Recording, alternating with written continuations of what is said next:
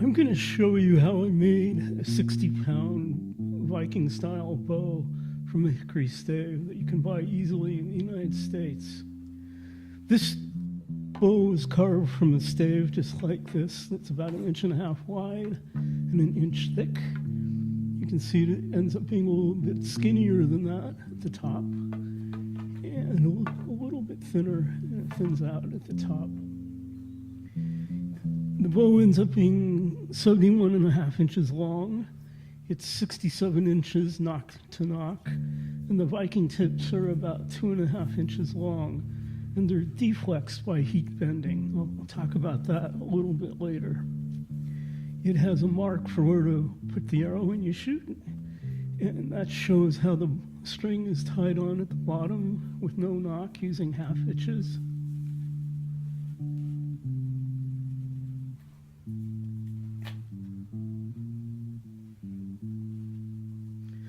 So string up the bow. The bowstring, when you work with it, is first tied on the bottom, and then you make a loop through the plated loop to make a self-tightening loop, and you can slide that up the bow, and then that hooks on to the nock at the top. The nock at the top is a side nock, so it's just cut into the side of the wood. It's a little bit different than most people are used to. Because I'm using Dacron B50 string, it's a little bit slippery and slides up from the bottom. And so I use rawhide to keep it from slipping. The Viking Age arrows that have been found are fairly short. Most of them are not longer than 27.5 inches. It's not likely that they drew the bow all the way back to their ear like you see people do with war bows. This is a sample arrow. I made a few of them to shoot with the bow. It would be a little bit lighter than arrows used by the Vikings because it doesn't have such a heavy tip.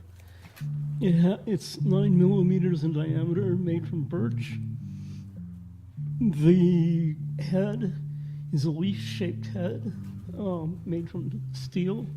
It's tied in a slot with sinew, and the feathers are also tied on with sinew.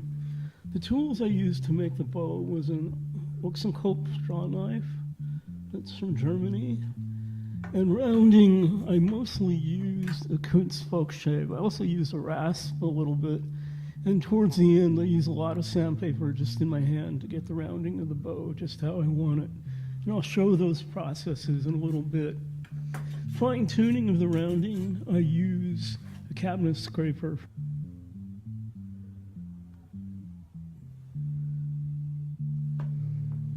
The bowstring is made from B50 Dacron. It's a single loop reverse twist bowstring made from 2 bundles of 8 strands each of B50 Dacron. And I mentioned the top nock is a side nock. You can see it only partway on one side of the bow. And on the bottom, the string is just tied on. The B50 Dacron doesn't work too well for this. I'm making some demos with hemp and linen bowstring. Here I am just testing the bow out. You see it shoots fairly fast, about 153 feet per second there, 155 feet per second in this shot. And so you would expect a 63-pound long bow to shoot maybe 10 or 15 feet per second faster. So the tips kind of mess it up. So I've had the chance to live in Norway when I was in my 20s. That got me quite interested in the Viking Age and tools and weapons associated with the Vikings. In the last couple of summers, I've been able to visit museums in Norway and in Sweden, and I also got to visit Gotland, which was once a Viking capital. The island of Gotland is really interesting. There's a museum that's very good. This is from a museum in Uppsala, which was also a Viking Age capital, also a capital of Sweden in much older times. This shows some weapons and tools and helmets from the Viking Age and from the slight earlier age of the Vendels. Here's some arrow points. You see they look much different than English longbow arrow points. They're tanged on the end.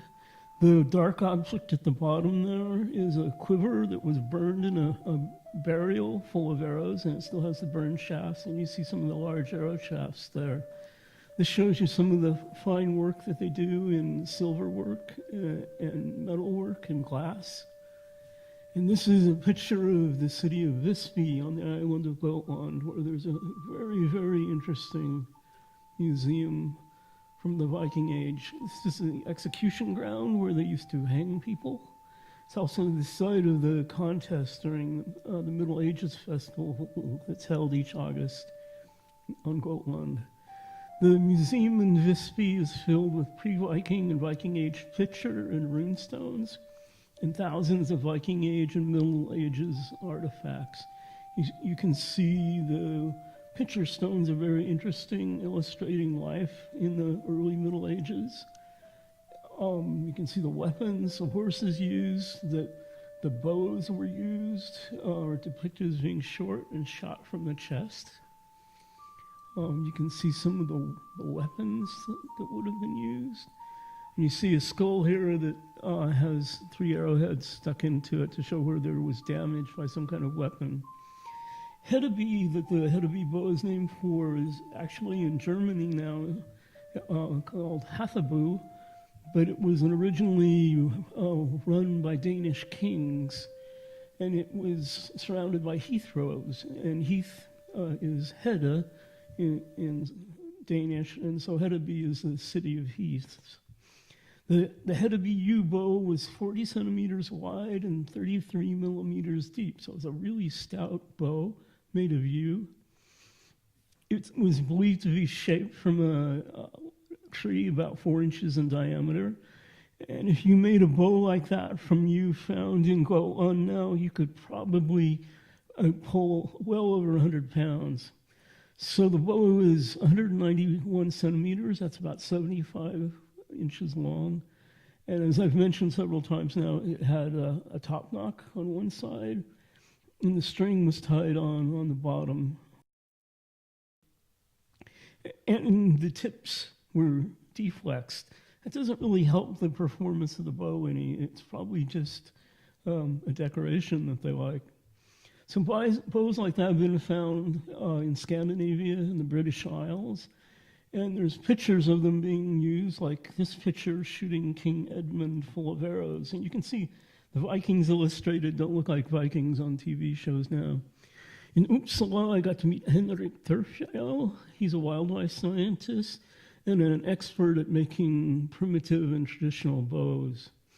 The Hedeby bow is probably made with tools like Henrik's draw knife here that a friend made for him, and some kind of hand axe, maybe like this one that I saw in a museum. Henrik's axe is flat on one edge and beveled on the other.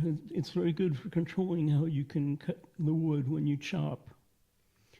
And this is an example of a really nice Swedish axe that hand axe that my son bought when we were in Sweden. I'm going to buy one soon to do some work on some bows from wood I've cut down. Since I was using a stave that's much shorter and thinner than the Hedeby bow, I had to take some guesses about how wide to make it. I'm also using hickory and not yew, and so the bending properties of hickory are very forgiving, but it's going to behave differently than a yew bow, so the dimensions are going to be a little bit different. So as a pattern for something to guess with, I started out with a bow I made a couple of years ago that pulls 75 pounds. It's a bamboo and hickory laminated bow. It's a very, very powerful bow. And I use that kind of as a guide for the starting dimensions, since it's the same length.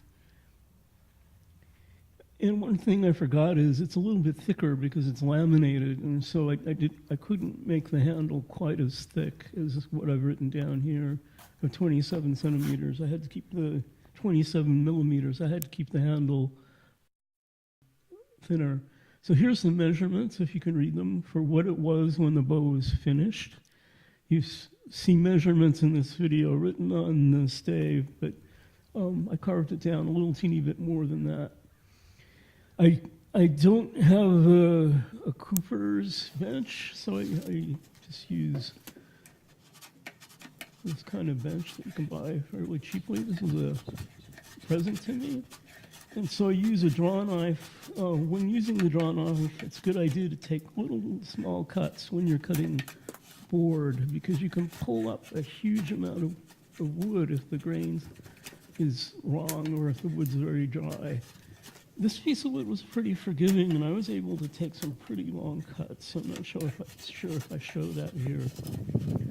When I make a full-sized Hedeby bow from elm or yew, I'll use a hand axe to rough out the shape.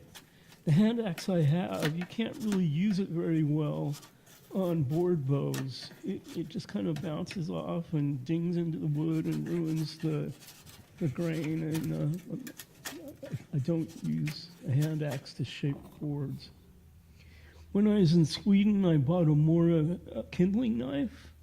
It's a razor-thin knife used for wood carving or to make kindling from dry slats of wood. You can see it's very, very thin, and it's exquisitely sharp.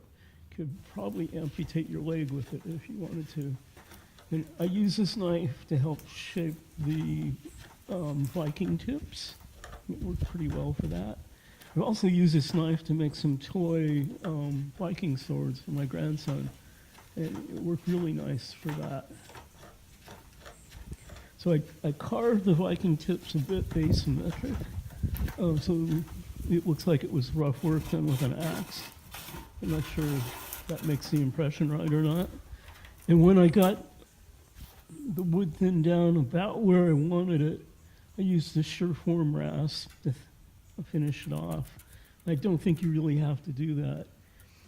When you're using a rasp or a draw knife or whatever, you can mark the high places on the wood with a pencil and scribble on it a little bit, and then work on those areas first or harder, and you'll be able to thin it down so you get a nice even smooth shape with the high points moved down, and so it has the right slope that you want. It's nice and smooth before you start rounding.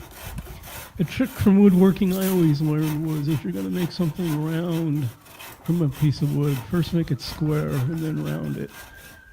I know many people don't do that, but that's the method I use. When you're working from a tree, sometimes you don't have to follow that, because it's much easier because you already have a partial round surface that you can start working from.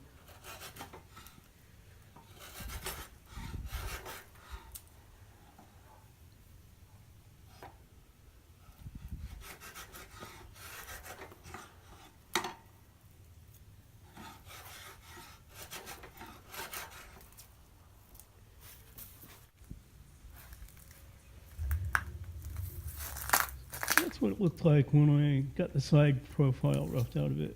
It doesn't need to be perfect. With more experience, you can make it less perfect. When you're starting out, it's probably a good idea to get things pretty close, or it may mess you up when you go to start tillering the bow.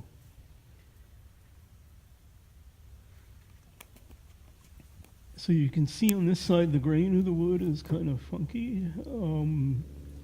Wasn't quite sure this bow was even going to work. It ended up having about 1.25 inches of string follow because of the way I laid out the bow, partly with the grain of the wood. And you can see here that I have this mark to make this 27 centimeters thick on this side that I'm showing now.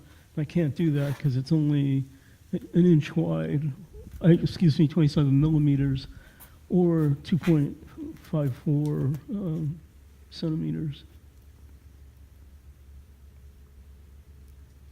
So you can see the parts of the wood that I'm going to take off. You can't really see in the light here, but you'll notice that with the heartwood and the sapwood, there's like this really light section of wood that ran through the bow in strange places. And I decided just to get rid of that because it's going to be a contrast in the way the bow bends. With hickory, you can have a mixture of sapwood and heartwood, or all heartwood, and it doesn't make much difference. But just having a small amount of a strange grain in the wood is not going to be helpful. So I made sure I got rid of that part in the bow. To round it, I started out trying to see how my really sharp, thin draw knife would work. I decided that rounding was easier with the spoke shave. And when I do this, I'm not an expert with a spoke shave. Lots of people say you're supposed to take very small cuts.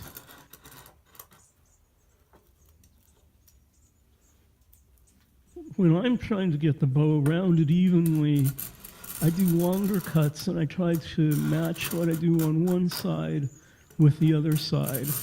And then the bow rounds down in a nice, even form. If you're doing lots of small cuts, you have to be better at judging the shape of the bow with your eye. And that's probably not my strong point. You can see here I'm working on getting rid of some of that lighter colored wood on the left-hand side, the way you're viewing it right now. And eventually that all disappears as I'm rounding the bow down. I kind of like taking the wood off with the spoke shave. It takes a while, but it's very satisfying work making the long curls of wood and just going at it.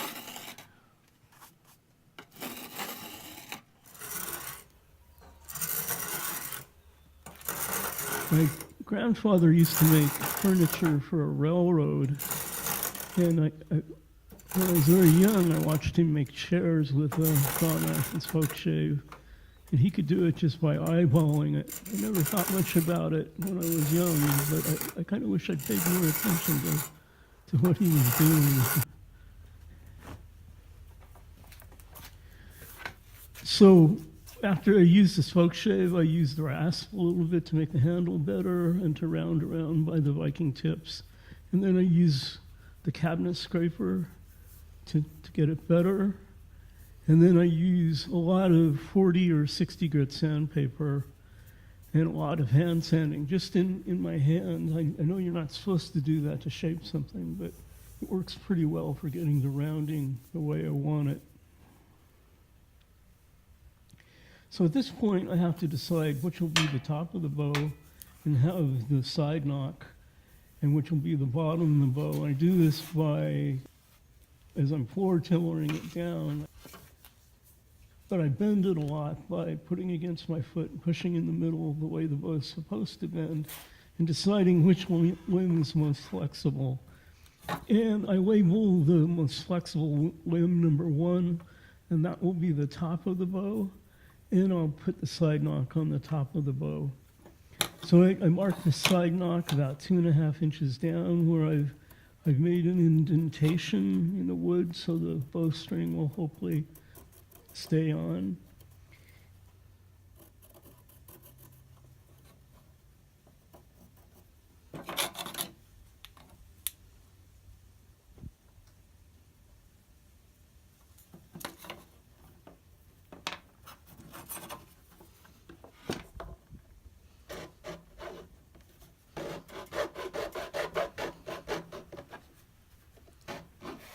So you can use a hacksaw blade or a good sharp knife to start cutting the knock. I use one of my grandfather's files that has a sharp edge. And I'm not making a straight line, it's kind of subtle, but I round it a bit as I'm cutting into the side of the bow so that the bowstring is going to be able to move as it goes from full draw back to equilibrium and then bounces a little ways. So you want the bowstring to be able to move in the slot a little teeny bit when you shoot it without rubbing too much or cutting into something.